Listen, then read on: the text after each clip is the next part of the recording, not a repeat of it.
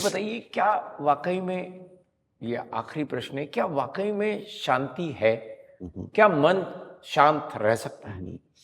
देखिए, जैसे आप क्वेश्चन पूछते हैं ना तो शंका बन जाती है ना, जी। क्या मन वाकई में शांत हो सकता है? तो मैं कहूँगा कि हाँ, शांत हो सकता है। उसकी अलग-अलग अवस्थाएँ होती हैं कि एक अवस्था में बहुत चंचल होता है और एक अवस्था में वो एकाग्र हो जाता है, शांत हो जाता है। और आपके जो भाव हैं, आपके भाव के अनुसार आपकी सोच चलती है, आपके विचार चलते हैं, तब आपको तकलीफ नहीं होती।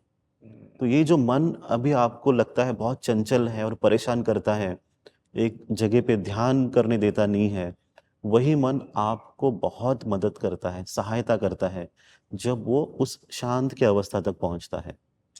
तो विचार आते हैं, सोच भी आते हैं, पर वो आते समय आपके भीतर की शांति जो है, वो भंग नहीं होती।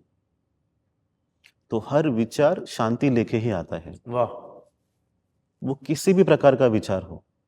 पर जब आता ही है विचार वो, जब भी वो आपके भीतर एक प्रवाह के रूप में आता है, वो शांति का अनुभव आपको देके जाता है और वो बहुत सहजता से होता है। तो मन शांत ज़रूर होता है, तो शांत प्रवाह चलता रहता है, चलता रहता है, निरंतर चलता रहता वो है। निरंतर चलता रहता है। निरंतर हम उससे हट जाते हैं, हम हट जाते हैं। और यदि हम अगर कुछ ना करें तो शांत प्रवाह हमें मिल जाएगा, ज़रूर, ज़रूर, ज़रूर। इस महामारी में भी मिल जाएगा। इस महामारी में भी मिलेगा।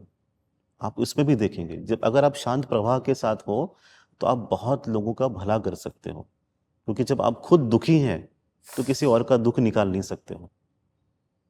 तो किसी और को शांति देने के लिए आपके भीतर शांति होनी ज़रूरी है। और वो बह रहा है। बह रहा है, सबके भीतर है वो। जैसे आपको उसकी रियलाइज़ेशन या अनुभूति होती है, आप वो बन जाते हो। ये भी कहा जाता है नाट्य शास्त्र में, या कि जहाँ कोई रस ना होता है वहां पर, या कोई भाव नहीं रहता, वहां शांत रस होता है। तो यदि शांत रस में भाव नहीं है तो प्रेम को कैसे लाए? देखिए, प्रेम जो है ना आपका स्वभाव है। ये आपने अलग-अलग भाव बताया ना, हाँ, तो आपका स्वभाव जो है वो प्रेम का है। वो प्रेम। तो जब सब छूट जाता है ना, तो अपने आप प्रेम का ही अनुभव होता है, सहजता के साथ। आप किसी को सोच के प्रेम कभी नहीं कर सकते। जब सोच के प्रेम करते हो तो उसमें कुछ तो है ना, एक नियम आ जाता है, लेन-देन का भाव आ जाता है लेन उसमें। देन का भाव। पर जब कुछ भी नहीं करते हो और जो वाक़ई में सत्य प्रेम अनुभव होता है भीतर, तब आप सिर्फ़ देते हो, वाह। सिर्फ़ देते रहते हो, कुछ माँगते नहीं हो। जो मिलता भी है, वो भी आप दे देते हो। तो प्रेम जो है आपका स्वभाव है और जब उसे अनुभव करते हो तो सब आनंदमय, सब शांतिमय अपने आप हो जाता है। उसके लिए प्रयास करने की ज़रूरत नहीं है, वो बन जाता है। वाह।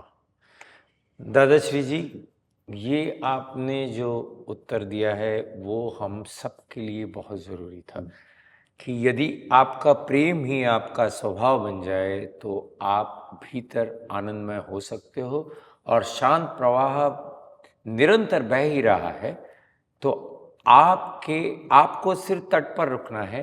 शांत प्रवाह की वो जो लहर है आपको छू ही लेगी, और फिर बस आनंद ही आनंद है। तो इस महामारी से उभरने के लिए यदि हम इस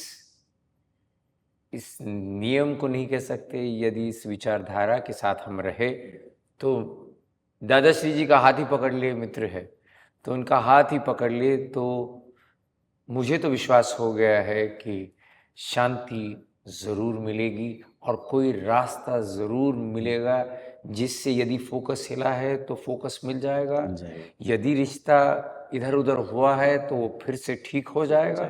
व्यक्त करने के लिए गुस्सा है, लेकिन यदि व्यक्त करने का अंदाज हम ठीक कर ले तो गुस्सा भी हो जाएगा और हम साथ में भी रह साथ लेंगे, में भी सही है ना। और एक बार गुस्सा हट गया तो फिर शांति है। शांति। तो आप तो समझ गए, ट्रांसफॉर्मेशन पायनियर मैत्रेय दादाश्री जी ने अभी बहुत ही आसान तरीके से, बिना थके, बिना थकाए मुझे ट्रांसफॉर्म कर दिया है।